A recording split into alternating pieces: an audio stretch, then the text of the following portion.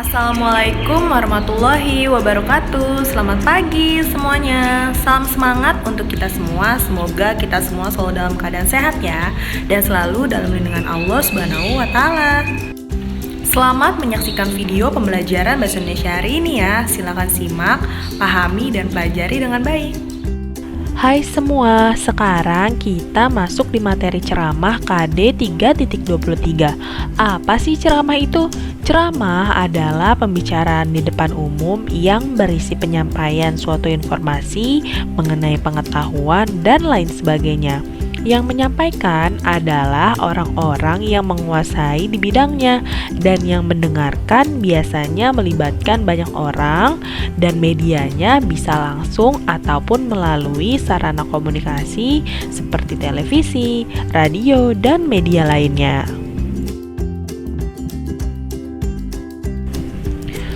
Selanjutnya kita masuk di pembahasan teks ceramah. Teks ceramah ialah tulisan yang terdiri dari beberapa paragraf yang isinya mengandung informasi pengetahuan atau ajakan kepada khalayak yang mendengarkan. Teks ceramah biasanya memiliki pesan yang bertujuan untuk memberikan nasihat, petunjuk, atau petuah secara lisan. Khalayak atau yang mendengarkan pun bisa siapa saja, tetapi umumnya khalayak dari teks ceramah bersifat spesifik karena diumumkan di komunitas atau kelompok masyarakat tertentu. Selain itu, ada pula yang disebut dengan pidato serta khutbah. Untuk memahami kedua hal tersebut, cermatilah perbedaan di antara keduanya. Pidato adalah pembicaraan di depan umum yang cenderung bersifat persuasif atau berisikan ajakan maupun dorongan pada khalayak untuk berbuat sesuatu.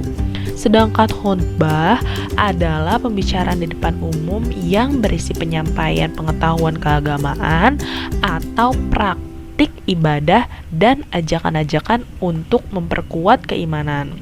Persamaan dari keduanya adalah berisikan sebuah informasi yang disampaikan di depan umum. Berikutnya ada unsur-unsur ceramah. Unsur-unsur ceramah yang pertama ada penceramah. Penceramah adalah orang yang melakukan kegiatan ceramah itu sendiri. Untuk menjadi seorang penceramah, seseorang harus memiliki ilmu yang mumpuni terhadap materi yang diberikan kepada para pendengar. Yang kedua, ada pendengar.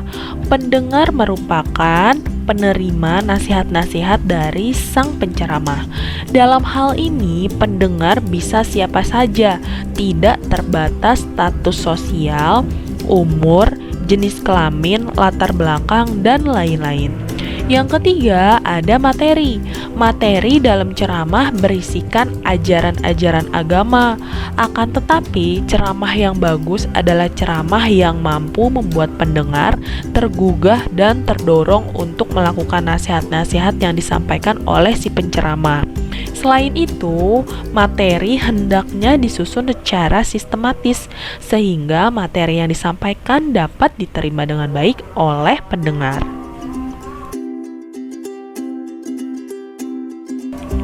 Selanjutnya ada metode ceramah. Metode ceramah adalah cara-cara yang digunakan seorang penceramah untuk menyampaikan materi. Metode ceramah terbagi menjadi yang pertama ada impromptu, yakni metode ceramah tanpa persiapan.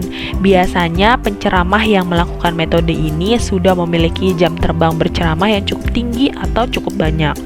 Yang kedua, menghafal, yakni dilakukan dengan persiapan kemudian menghafalkannya.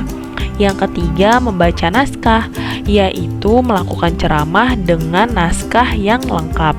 Yang terakhir ada ekstemporer, yakni metode ceramah yang menuliskan pokok-pokok pikiran sebagai catatan pengingat. Berikutnya ada media ceramah. Media ceramah adalah alat yang digunakan untuk menyampaikan materi kepada pendengar. Ceramah di zaman sekarang tidak hanya dilakukan di rumah ibadah, tetapi juga bisa di banyak tempat. Nah, itulah pemaparan mengenai materi ceramah KD 3.23. Bagaimana, kalian sudah paham atau belum? Jika belum, silakan kalian download materi di modul KD 3.23 di portal Belajar, lalu kalian kerjakan tugas pada modul tersebut ya. Terima kasih telah menyaksikan video pembelajaran Bahasa Indonesia hari ini. Semoga dapat menjadi manfaat dan pengetahuan bagi kita semua. Wassalamualaikum warahmatullahi wabarakatuh. Sampai jumpa.